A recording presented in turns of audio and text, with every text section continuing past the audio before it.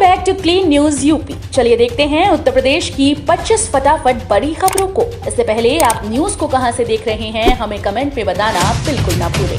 साथ ही हमारे Facebook page को भी फॉलो करें। फेसबुक पेज का लिंक डिस्क्रिप्शन में दिया गया है। यूपी को पर्यटन प्रदेश बनाने की तैयारी में योगी सरकार, 10 लाख रोजगार पैदा करने का उद्देश्य। उत्तर प्रदेश सरकार ने दुनिया भर के पर्यटकों को आकर्षित करने के लिए कई तरह की पहल की है। इसमें एक जैसे धार्मिक, भौगोलिक और प्राकृतिक स्थलों को जोड़कर सर्किट बनाने के अलावा नए वैकल्पिक पर्यटन केंद्रों की स्थापना का खाका तैयार किया गया है। साथ ही पर्यटन के क्षेत्र में 20,000 करोड़ के निवेश के साथ साथ 10 लाख रोजगार सृजित करने का लक्ष्य भी तय किया गया। हजारों कर्मचारियों के लिए अच्छी खबर, जल्द मिलेगा ये बड़ा लाभ, निर्देश जारी। उत्तर प्रदेश के हजारों एनएचएम कर्मचारियों के लिए अच्छी खबर है। इन कर्मचारियों को अब सामूहिक बीमा लाभ मिलेगा। इसके लिए एनएचएम को 80 करोड़ का बजट दिया गया।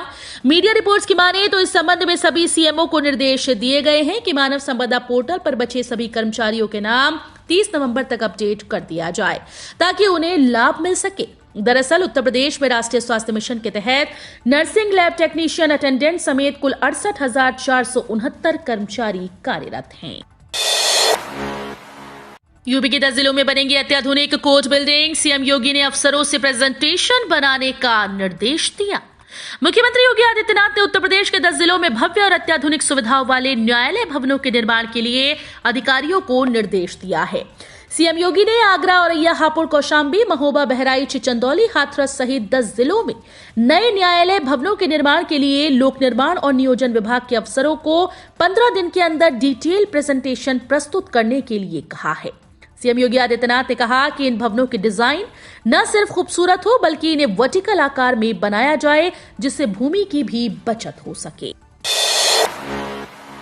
5 दिसंबर से यूपी का शीतकालीन सत्र। उत्तर प्रदेश के मुख्यमंत्री योगी आदित्यनाथ सरकार की अध्यक्षता में कैबिनेट बैठक हुई। इस बैठक में विधानसभा का शीतकालीन सत्र 5 दिसंबर से 3 दिवसीय सत्र बुलाने समेत कुल 12 प्रस्ताव पर मुहर लग गई।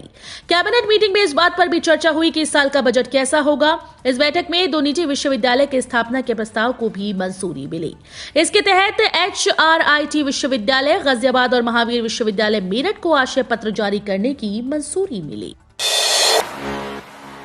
अब आपके घर भी आएगा QR कोड वाला LPG सिलेंडर। सरकार की ओर से की जा रही इस नई व्यवस्था से LPG सिलेंडर से गैस चोरी करने वाले लोगों में डर बढ़ेगा और वे ऐसा करने से तौबा कर लेंगे। इससे सबसे बड़ा फायदा आम आदमी को होगा क्योंकि गैस चोरी पर लगाम लगने से उन्हें पूरे पैसे देने पर पूरी गैस मिलेगी।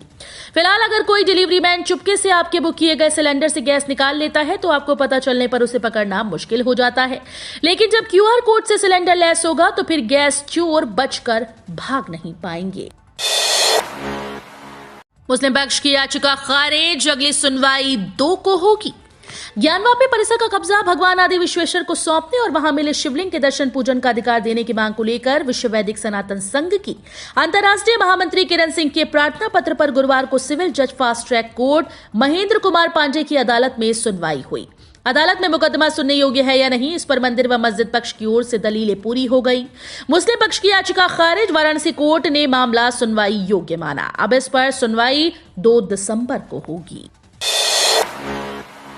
जनवरी में शुरू हो सकता है स्मार्ट बिजली मीटर लगाना। कार्यदायी कंपनी लार्सन एंड टूबो के महानगर प्रभारी लुकमान खान ने बताया कि स्मार्ट बिजली मीटर लगाने की तैयारी पूरी हो गई है। इस बार का मीटर 4G तकनीक का होगा। 1 जनवरी से शहर में स्मार्ट बिजली मीटर लगना शुरू हो सकता है। बिजली निगम की तरफ से इसकी तैयारियां शुरू कर दी गई। प्राथमिकता लाइन लॉस वाले इलाकों में दी जाएगी। इसमें शहरी खंड के लगभग 7 फीडर्स को चुना गया था। BABSC की मौखिक परीक्षाओं की तारीख घोषित। महात्मा गांधी काशी विद्यापीठ में विज्ञान और प्रौद्योगिकी संकाय के अंतर्गत संचालित BABSC द्वितीय सेमेस्टर की प्रायोगिक परीक्षा आज से 21 नवंबर तक होगी। वनस्पति विज्ञान और भूगोल आज 18 नवंबर को प्रातः 10 बजे, भौतिक विज्ञान और जंतु विज्ञान 19 नवंबर को प्रातः 10 बजे तथा गृह विज्ञान की मौखिक परीक्षा 21 नवंबर को प्रातः 10 बजे से संपन्न होगी। वाराणसी में वायु की गुणवत्ता सुधरी। PM10 की मात्रा 15% घटने से लोगों की सेहत में सुधार। काशी की वायु गुणवत्ता में बीते 5 सालों में सुधार आया। PM10 की मात्रा घटने से यहां के लोगों की सेहत सुधरी है। केंद्रीय पर्यावरण, वन और जलवायु परिवर्तन मंत्रालय ने इसका डेटा जारी करते हुए बताया कि यूपी के वाराणसी, आंध्र प्रदेश के अनंतपुर, असम के शिवसागर व हिमाचल प्रदेश के परवाणु शहर के PM10 की मात्रा में 15% की कमी आई, जिससे यहां के लोगों की सेहत में सुधार हो रहा है। एक जिला एक स्टेडियम के जरिए खेलेगा यूपी, जीतेगा यूपी नारे को साकार करेगी योगी सरकार। प्रधानमंत्री नरेंद्र मोदी का फिट इंडिया पर जोर है। शारीरिक ही नहीं, मानसिक रूप से भी फिट रहने में खेलों की बेहद महत्वपूर्ण भूमिका है। बच्चे एवं युवा अपनी रुचि के अनुसार खेल सकें, इसके लिए सबसे बुनियादी जरूरत होती है स्टेडियम और खेल प्रतिभाओं को निखारने के लिए प्रशिक्षकों की। पीएम की फिट इंडिया की मंशा के अनुरूप मुख्यमंत्री योगी आदित्यनाथ की सरकार खेलेगा यूपी तो जीतेगा यूपी नारे को साकार करने के लिए इस पर पूरी तरह से फोकस कर रही है। साइको टेस्ट फेल होने पर भी लोको पायलट मिल सकता है एक और मौका। रेड सिग्नल को पार करने पर दंडित लोको पायलट को फिर से ड्यूटी करने के लिए एक से ज्यादा साइको टेस्ट का मौका मिल सकता है। अभी तक एक ही बार टेस्ट का अवसर मिलता है, लेकिन रेलवे बोर्ड ने रेल यूनियंस की मांग पर पहल की। सभी जोनल रेलवे से इस संबंध में एक पखवाड़े में सुझाव मांगा। दरअसल सिग्नल पास्ट एंड डेंजर के मामले में शामिल लोको पायलट्स को रनिंग ड्यूटी पर वापस लाने से पहले साइको टेस्ट देना पड़ता है। यूपी सरकार ने केंद्र को पत्र लिखकर मांगा 55,000 लीटर मिट्टी का तेल। डेंगू के बढ़ते प्रकोप को देखते हुए राशन की दुकानों पर केरोसिन वितरण की मांग तेज हो उठी है। उधर खाद्य और रसद विभाग ने कहा कि उसके पास केवल बचा हुआ और रिजर्व में रखा स्टॉक ही है। इस पर प्रदेश सरकार ने केंद्र सरकार से 55,000 लीटर मिट्टी का तेल मांगा है। इस समय मच्छर जनित बीमारियों का प्रकोप बढ़ रहा है। खासतौर पर डेंगू और मलेरिया से लोग परेशान हैं। ऐसे में लोगों को मच्छर और उसका लार्वा मारने की सलाह दी जा रही है। प्रमोशन के लिए 118 आईएएस अफसरों के नामों पर विचार होगा। उच्च वेतनमान में पदोन्नति के लिए 118 आईएएस अफसरों के नामों पर विचार किया जाएगा। 6 अधिकारियों को प्रमुख सचिव और 9 को सचिव के पद पर प्रमोशन मिलना तय माना जा रहा है। इसके लिए शीघ्र ही नियुक्ति विभाग प्रक्रिया शुरू करेगा। आईएएस अधिकारियों को 4 साल की संतोषजनक सेवा पर सीनियर टाइम स्केल दिया जाता है। इसके लिए वर्ष 2019 बैच के 16 आईएएस अधिकारियों के नामों पर विचार किया जाएगा। सौर दृष्टिहीनों के जीवन में फैलेगा शिक्षा का उजियारा। स्पर्श राजकीय दृष्टिबाधित बालक इंटर कॉलेज सत्र 2023-24 से 100 और दृष्टिहीन बच्चों के जीवन में शिक्षा का उजियारा फैलाएगा। कॉलेज परिसर में बन रहे नए भवन, पानी की टंकी और छात्रावास का कार्य दिसंबर तक पूरा होने की उम्मीद है, जिसके बाद से नए सत्र में कक्षा 1 से 12वीं में पढ़ने वाले 100 बच्चों के रहने और पढ़ाई का मार्ग प्रशस्त हो जाएगा। उत्तर प्रदेश में नए कलेवर में दिखेगी कांग्रेस। साला कमान की समितियों को भंग करने की मंजूरी। उत्तर प्रदेश में एक अध्यक्ष और 5 क्षेत्रीय अध्यक्ष का फॉर्मूला अपनाने वाली अखिल भारतीय कांग्रेस कमेटी ने विधानसभा चुनाव 2022 के दौरान गठित सभी समितियों को तत्काल प्रभाव से भंग कर दिया है। उत्तर प्रदेश में 1 लोकसभा और 2 विधानसभा चुनाव में अपने प्रत्याशी न उतारने वाली कांग्रेस अब नए कलेवर में दिखेगी। अखिल भारतीय कांग्रेस कमेटी के अध्यक्ष के मल्लिकार्जुन खड़गे ने उत्तर प्रदेश में विधानसभा चुनाव 2022 के उद्देश्य से गठित सभी समितियों को तत्काल प्रभाव से भंग करने के प्रस्ताव को मंजूरी दी है। 13वीं किस्त से पहले किसानों को 15 लाख रुपए का तोहफा। सरकार नई योजनाओं के माध्यम से किसानों की मदद करती रहती है। इसी कड़ी में केंद्र की मोदी सरकार ने किसानों के हित में एक नई पहल शुरू कर दी है। सरकार की इस योजना का लाभ उन किसानों को दिया जाएगा जो कि प्रधानमंत्री किसान सम्मान निधि योजना के लाभार्थी हैं। केंद्र सरकार के द्वारा किसानों की आय बढ़ाने और साथ ही उनके ऊपर से कर्ज का बोझ कम करने के लिए इस योजना की शुरुआत की गई। इस योजना के तहत देश भर के किसान भाइयों को नया कृषि बिजनेस शुरू करने के लिए सरकार वित्तीय सहायता प्रदान करेगी। लखनऊ में डेंगू बुखार का कहर। लोक बंधु अस्पताल में 24 घंटे मरीजों का इलाज होगा। उत्तर प्रदेश की राजधानी लखनऊ में डेंगू बुखार तेजी से अपने पांव पसार रहा है। लखनऊ के अलग अलग अस्पतालों में 300 से ज्यादा डेंगू के मरीज भर्ती हैं। शासन प्रशासन से लेकर नगर निगम तक डेंगू की रोकथाम के लिए युद्ध स्तर पर काम कर रही है। डेंगू पीड़ित मरीज सिविल अस्पताल से लेकर बलरामपुर अस्पताल और किंग जॉर्ज मेडिकल कॉलेज में इलाज के लिए आ रहे हैं। डेंगू से लोगों में इतनी दहशत है कि वो मच्छरदानी से लेकर मच्छर भगाने तक की दवाओं को खरीद रहे हैं। भारत नेपाल सीमा 20 नवंबर तक रहेगी बंद। नेपाल में आगामी आम चुनाव के मद्देनजर पश्चिम बंगाल के दार्जिलिंग जिले में भारत नेपाल सीमा 20 नवंबर तक बंद रहेगी। वर्तमान में दार्जिलिंग जिले में नेपाल के साथ 2 सीमा बिंदु दार्जिलिंग में पानी टंकी और मिरिक में पशुपति हैं। नेपाल में पशुपतिनाथ आने वाले पर्यटक मिरिक का अधिक इस्तेमाल करते हैं। फिर गिरे क्रूड ऑयल के दाम।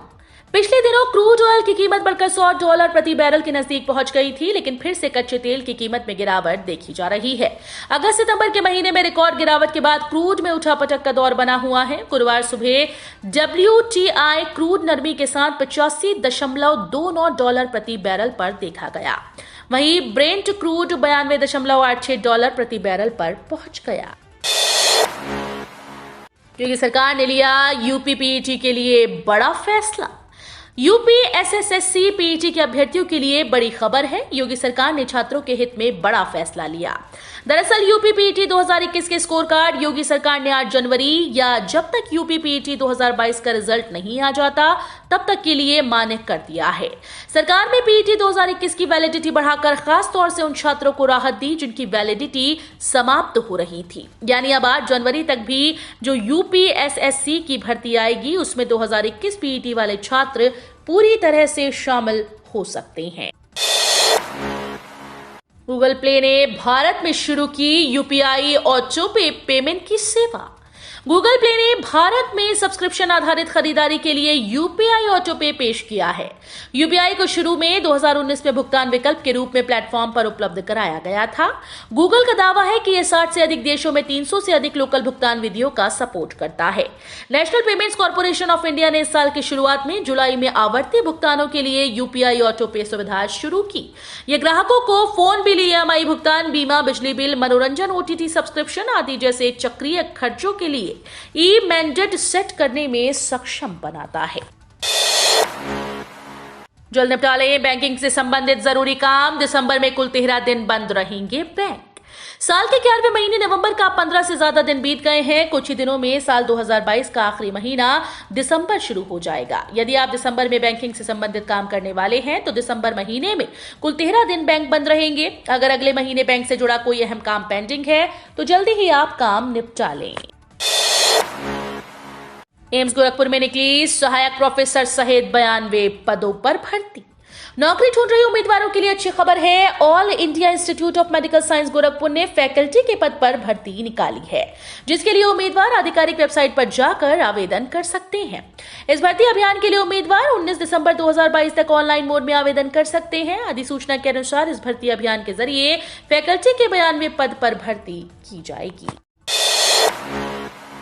हार्दिक पांड्या की कप्तानी में न्यूजीलैंड के खिलाफ पहला T20 आज। हार्दिक पांड्या की कप्तानी में भारतीय क्रिकेट टीम पहली बार न्यूजीलैंड में T20 सीरीज खेलने जा रही है। 3 मैचेस की T20 सीरीज का पहला मैच आज खेला जाएगा। केन विलियमसन की कप्तानी वाली कीवी टीम के खिलाफ इस T20 सीरीज के लिए कई सीनियर भारतीय खिलाड़ियों को आराम दिया गया और कई युवा खिलाड़ियों को इस सीरीज के जरिए अपनी प्रतिभा साबित करने का मौका मिलेगा। वहीं हार्दिक पांड्या के पास भी बतौर कैप्टन एक बार फिर से खुद को साबित करने का बेहतरीन मौका होगा। पेंशनर्स के लिए राहत भरी खबर। ईपीएफओ ने किया ये ट्वीट। पेंशन में इस तरह मिलेगा लाभ। पेंशनर्स के लिए पेंशन और जीवन प्रमाण पत्र को लेकर ताजा अपडेट सामने आई। ईपीएफओ ने ट्वीट कर जानकारी दी कि जिन लोगों को ईपीएस पेंशन मिलती है उनके लिए जीवन प्रमाण पत्र या लाइफ सर्टिफिकेट जमा करने की डेडलाइन 30 नवंबर नहीं है। पेंशन भुगतान साल में कभी भी लाइफ सर्टिफिकेट जमा कर सकते हैं। तो ये थी आज की 25 फटाफट बड़ी खबरें। अगर आपको न्यूज पसंद आई हो तो वीडियो को लाइक और शेयर जरूर करें। धन्यवाद।